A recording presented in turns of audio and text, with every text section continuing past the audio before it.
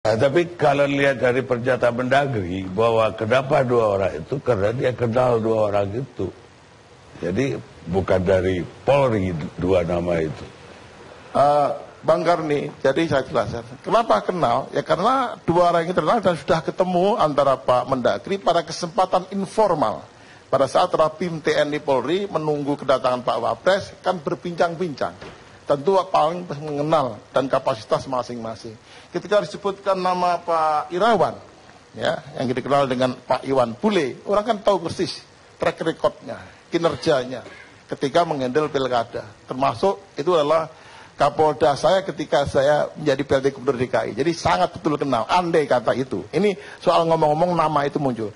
Jadi nama itu muncul bukanlah kewenangan dari Pak Mendagri, tapi adalah usulan. Nah, bagaimana Pak Kapolri memilih dua nama ini tentunya pasti ada backgroundnya. Jadi posisinya seperti itu. Kita siap, kita pasti menerima nama-nama itu dari instansi Polri. Iya, yang saya dengar justru surat dari Mendagri itu dirapatkan pun belum oleh Mabes Polri.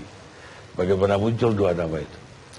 Saya tidak tahu, nanti mungkin bisa dijelaskan oleh rekan-rekan dari Polri internal. Jadi persoalan internalnya itu, kami juga belum terima usulan tersebut. Jadi belum menerima usulan tersebut, informal aja kemudian disampaikan. Dalam bincang-bincang sambil ngopi, begitu Bang Karni.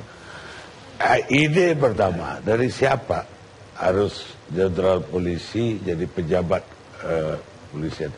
Saya kira inisiatif diambil Pak Mendagri berdasarkan jurisprudensi atau pengalaman sebelumnya. Karena di dalam satu kementerian lembaga di bawah koordinasi Menko Polhukam, itu kan ada TNI, ada Polri, ada Kumham dan sebagainya. Ini kita ingin coba membangun kerjasama yang baik, kemudian saling bisa membantu setiap kali ada persoalan, dan pilkada serentak termasuk pekerjaan besar yang harus sukses.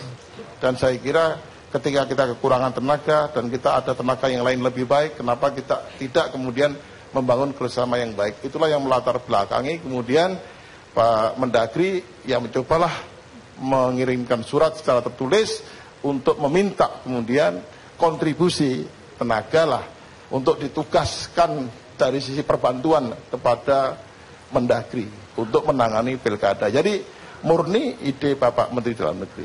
Apa Inspektur Jenderal Irawan sama Martuani udah menyatakan bersedia untuk jabatan ini? Kita belum bertemu dalam konteks kesediaan, dan itu pasti dalam proses di internal Polri, ya pasti untuk kesediaan dan seterusnya itu pasti ada komunikasi lah. Dan itu yang tidak kami rekod masuk ke Kementerian Dalam Negeri.